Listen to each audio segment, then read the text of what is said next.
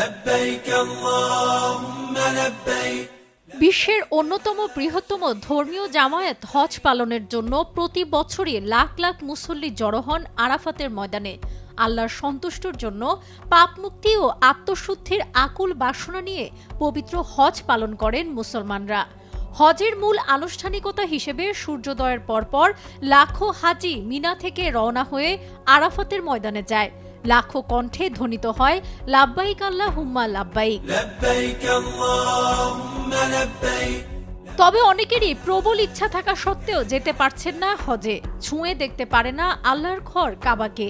দীর্ঘদিন ধরেই দেশের সরকারিভাবে হজের প্যাকেজের মূল্য বেশি থাকায় অনেকটা ক্ষোভ ছিল মানুষের মধ্যে।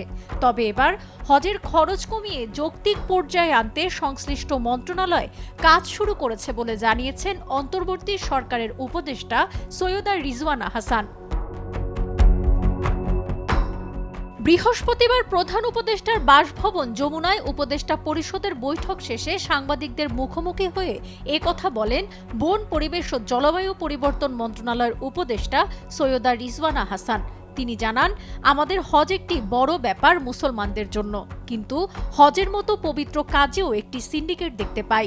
তারা কারসাজি করে হজের প্যাকেজের মূল্য বাড়িয়ে তোলে।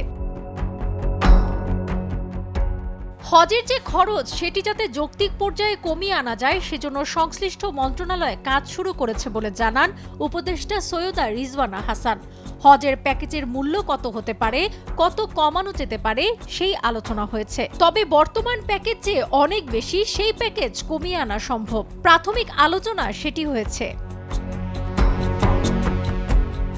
এর আগে গত বছর সরকারি ও বেসরকারি ব্যবস্থাপনায় হজের দুটি প্যাকেজ ঘোষণা করেছিল আওয়ামী লীগ সরকার। সরকারি প্যাকেজের সর্বনিম্ন 5,79,000 টাকা এবং বেসরকারি প্যাকেজে সর্বনিম্ন প্রায় 5,90,000 টাকা নির্ধারণ করা হয়। চলতি বছর হজের প্যাকেজ ঘোষণা করা না হলেও প্রাক নিবন্ধন প্রক্রিয়া চলছে। আগামী 1 সেপ্টেম্বর থেকে চূড়ান্ত নিবন্ধন শুরু হয়ে চলবে 30 নভেম্বর পর্যন্ত। বাড়ানো হবে না প্রাথমিক আবেদনের সময়। এবছর 1,27,198 জন পবিত্র হজ পালন করতে পারবেন। সদ্য বিদায়ী আওয়ামী লীগ সরকার অনেক দফা হজের নিবন্ধনের সময়সীমা বাড়িয়েও কোটার সংখ্যা পূরণ করতে পারেনি। বর্ধিত খরচের কারণে হজ করা অনেকের সামর্থ্যের বাইরে চলে যাওয়ায় এমনটা হয়েছে বলে মনে করেন সংশ্লিষ্টরা। তবে যদি প্যাকেজের খরচ কমানো হয় তাহলে অনেকেই হজে অংশ নিতে পারবেন এবং কোটাও পূরণ হবে বেঁধে দেওয়া সময়ের মধ্যে। সাবরিনা কাজী, কালের কণ্ঠ।